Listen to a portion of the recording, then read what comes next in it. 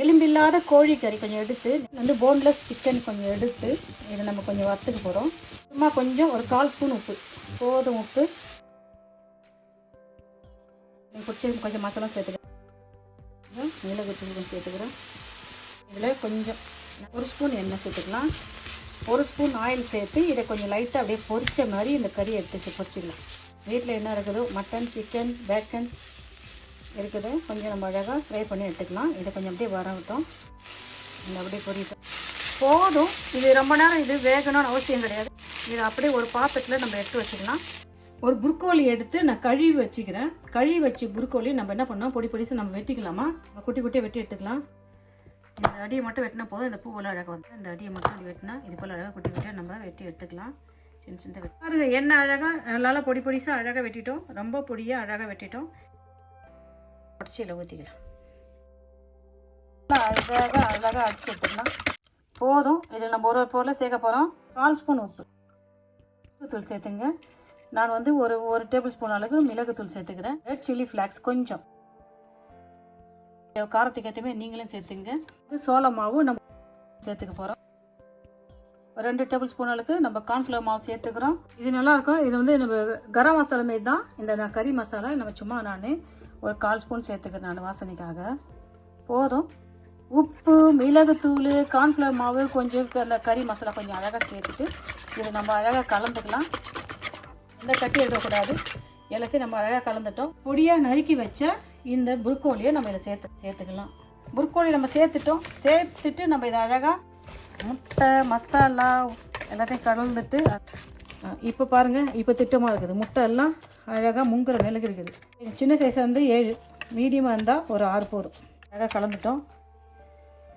அழகாக கொஞ்சம் இதில் ஆயில் சேர்த்துக்கலாம், கலந்துக்கலாம். இப்போ நம்ம இதை ஆட் பண்ணிக்கலாம். நம்ம இதை அடித்து வச்சுருந்த இந்த புரோக்கோலியை கலவையை நம்ம இதை சேர்த்துட்டு இதை நல்லா அப்படியே சமம் பண்ணுங்க. ஈவன் பண்ணிடலாம். அப்படியே நம்ம இதை அழகாக ஈவன் பண்ணிக்கலாம். ஒரு இடத்துல நிறைய முட்டை இருக்கும், ஒரு இடத்துல புரோக்கோலி அதிகமாக இருக்கும். அதனால் எல்லாத்தையுமே அழகாக இப்படி ஈவன் பண்ணிக்கிங்க. அப்படியே மூடி போட்டு ஒரு 2 நிமிஷம் அப்படியே குக் பண்ணலாம். மிதமான சூட்டில் கொஞ்சம் 2 நிமிஷம் அதை வேக வச்சு எடுக்கலாம். பார்க்கலாமா? பாருங்கள், என்ன அழகாக புரோக்கோலி வந்துடுச்சு. இது போல் ஒரு தட்டு போச்சு மூடிட்டு தட்டு மேலே கவுத்தி நம்ம எடுத்து அப்படி போட்டுட்டு இப்படி எடுத்துடும். நம்ம இதை அப்படியே உடையாதவே அப்படியே திருப்பி எடுத்துட்டோம். இதை அப்படியே செஞ்சிட்டோம். துருவி வச்ச உஸ்து நம்ம அப்படியே துருவி வச்ச உஸ்து அப்படியே சேர்த்துக்கிறோம். அந்த புரோக்கோலி அப்படியே திருப்பி போட்டுட்டு இதில் கொஞ்சம் மேலே அப்படியே நம்ம அழகாக அந்த உஸ்தை சேர்த்துக்கிறோம். டெய்லிக்கும் ஒரே மாரி மீதாக சாப்பிட்றதோடு இனிமேல் டிஃப்ரெண்ட்டு செஞ்சு சாப்பிட்லாம். புரோக்கோலி வந்து அவ்வளோ நல்லது. புரோக்கோலி வந்து நம்ம எவ்வளோ சேர்த்துக்கிறோமோ அவ்வளோ நல்லது. சேர்த்தாச்சு. இந்த சிக்கன் நம்ம செஞ்சு வச்சுருந்தோம், நம்ம இது மேலே அப்படியே போட்டுக்கலாம். சிக்கனை அழகாக போட்டுக்கலாம். எல்லா சிக்கனையும் அப்படியே போட்டுக்கலாம். சிக்கனை போட்டுட்டு சிக்கனை அப்படியே லைட்டாக அப்படியே ஈவன் பண்ணிக்கலாம். எல்லா இடத்துக்கும் வர மாரி சிக்கனை நம்ம அழகாக போட்டுக்கலாம். அதை வச்சுட்டு அழகாக ஈவன் பண்ணிக்கணும். வச்சுட்டோம். மேலே இன்னும் கொஞ்சம் இதுக்கு மேலே அப்படியே இன்னும் கொஞ்சம் உஸ்தி சேர்த்துக்கலாம். பழம் வெட்டி வச்ச தக்காளி பழத்தை நம்ம அழகாக வச்சுக்கலாம். அதை ஸ்லைஸ் பண்ணி நான் வச்சுக்கிறேன். விருப்பம் தான் தக்காளி பழம் வச்சுங்க, வேணும்னா வச்சுடுங்க. தக்காளி பழம் வச்சுட்டோம். அப்படியே மூடி போட்டு ஒரு 2 நிமிஷம் அப்படியே கட்டும். பார்க்கலாமா? பாருங்கள், அப்படியே வைக்க வேண்டாம். பாருங்கள், என்ன சூப்பராக செஞ்சுட்டோம்ல. பிட்ஸா மாரி இருக்குது பாருங்கள் என்ன சூப்பராக வந்துடுச்சு. வாங்க நம்ம டேஸ்ட் பண்ணி பார்க்கலாமா? வாங்க நம்ம டேஸ்ட் பண்ணி பார்க்கலாம். பாருங்கள் என்ன சூப்பராக நம்ம செஞ்சிட்டோம்.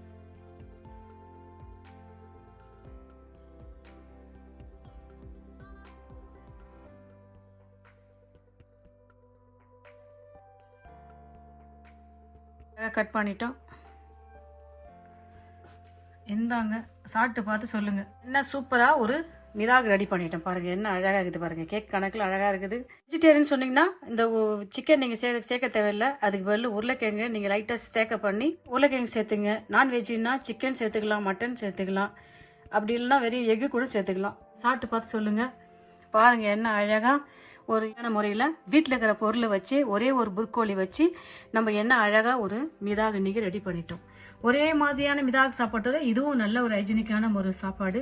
வீடியோ வந்து உங்களுக்கு ரொம்ப யூஸ்ஃபுல்லாக இருக்கும்னு நினைக்கிறேன். நீங்களும் இதே மெத்தடில் செஞ்சு பார்த்துட்டு நான் செஞ்ச இந்த ப்ரொக்கோலி மீதாக வந்து எப்படின்னு சொல்லுங்கள். இந்த வீடியோ உங்களுக்கு பிடிச்சிருந்தா லைக் பண்ணுங்கள். உங்கள் ஃப்ரெண்ட்ஸுக்கும் ஃபேமிலிக்கும் தெரிஞ்சவங்களுக்கு சொல்லி எனக்கு சப்ஸ்கிரைப் பண்ண சொல்லுங்கள். ஏன்னா அழகாக சூப்பராக ப்ரொக்கோலியில் ஒரு மிதாக செஞ்சுட்டோம். உங்களுக்கு எல்லாருக்கும் பிடிச்சிருக்கும். நீங்கள் இதே மாதிரி செஞ்சு பார்த்துட்டு நான் செஞ்சது எப்படின்னு சொல்லுங்கப்பா. பாய். தேங்க்யூ.